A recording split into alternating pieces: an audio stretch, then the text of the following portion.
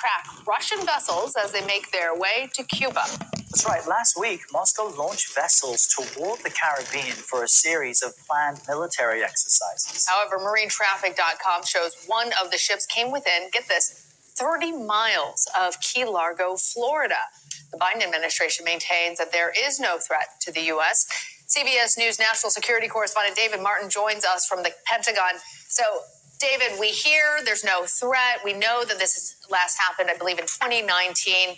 But the Pentagon is sending forces to the Caribbean. Talk to us about the ships that Russia has in the region and what the U.S. ships are expected to accomplish.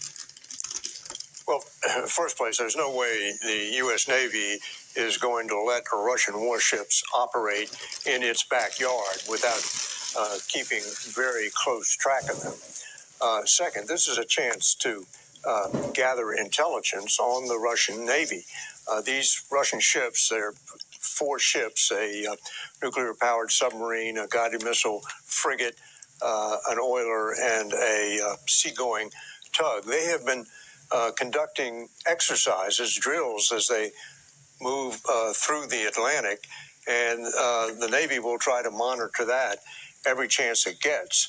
Plus, it's a chance to train the U.S. Navy on the difficult job of tracking a Russian submarine. So the Navy has had 2 destroyers plus 2 ships that are equipped with a special kind of sonar that you tow behind you and get down deep where the submarine is operating, plus maritime patrol planes to shadow this Russian flotilla as it comes across the Atlantic. And incidentally, once they got close to Cuba, the Russian ships were also tracked by unmanned sail drones, these little unmanned sailboats affixed with cameras that the Navy is using around the world in place of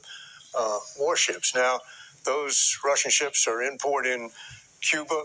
They're expected to stay there for 5 days, but when they come back out, the Navy will resume shadowing them. So while the U.S. may pick up some intelligence, David, and these vessels were in international waters, it is unusual for them to be within, 30 miles of Key Largo, Florida. What's the messaging Russia's trying to send? Well, these ships are here to be seen. This is Vladimir Putin displaying his displeasure with American support for Ukraine. So Cuba announced that these ships were coming last week, and today when they pulled into Havana, they were greeted with a 21-gun salute. But I should also point out that at the same time, Putin is sending this message with 4 ships in the Caribbean. The U.S. is participating in a much larger NATO exercise at the same time in the Baltic Sea, which is right in Putin's backyard. All right, David Martin, thank you.